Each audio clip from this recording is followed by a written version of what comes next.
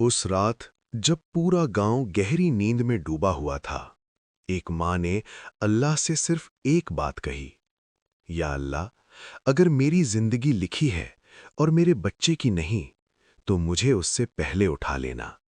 उसे खुद भी अंदाजा नहीं था कि वो क्या मांग बैठी है। ज़ैनब एक गरीब गांव में रहती थी, मिट्टी का घर, खाली हाथ, और इस दुनिया में उसका बस एक ही सहारा था, उसका 7 साल का बेटा अयान। शौहर सालों पहले गुजर चुका था। ज़ैनब ने माँ और बाप दोनों बनकर अपने बेटे को पाला था। अयान कमजोर था, अक्सर बीमार रहता था, लेकिन जब वो मुस्कुराता तो ज़ैनब अपनी सारी थकान भूल जाती। उसकी मुस्कान ही उसकी ताकत थी। उस रात अयान को तेज बुखार था। ज़ैनब के पास जितने पैसे थे, सब दवा पे लग गए। रात और गहरी होती चली गई। बेटा बेचैन था और माँ का दिल भी। नमाज के बाद ज़ैनब ने कांपते हाथ उठाए, आंखों से आंसू बह रहे थे, और उसी हाल में उसने वही दुआ मांग ली। सुबह अजान हुई। ज़ैनब उठी। उसने अयान को हल्के से हिलाया, लेकिन बेटा बिल्कुल खामोश था।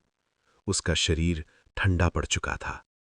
ज़ैनब चीखी नहीं, बस इतना कहा, या अल्लाह, तूने मेरी दुआ सुन ली, लेकिन शायद मैं गलत मांग बैठी।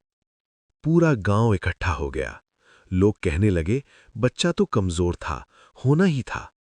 लेकिन ज़ैनब के लिए ये सिर्फ मौत नहीं थी, ये एक इम्तिहान था। दिन बीतते गए।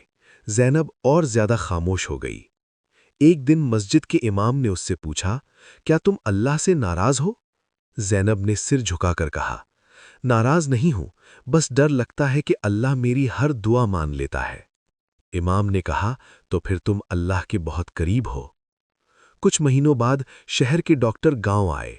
उन्होंने बताया कि अयान एक ऐसी बीमारी से जूझ रहा था जिसमें जिंदा रहना सिर्फ दर्द होता। तब ज़ैनब समझ गई, अल्लाह ने उसके बेटे को दर्द से आज़ाद कर दिया था और उसे सब्र का मकाम दे दिया था। आज भी ज़ैनब जिंदा है, लेकिन अब वो हर दुआ से पहले सिर्फ एक बात कहती है, या अल्लाह, जो तू दे वही बेहतर है, और जो तू ना दे उसमें भी रहमत लिख देना। क्योंकि कभी-कभी अल्लाह दुआ पूरी कर देता है और कभी दुआ का मतलब समझा देता है।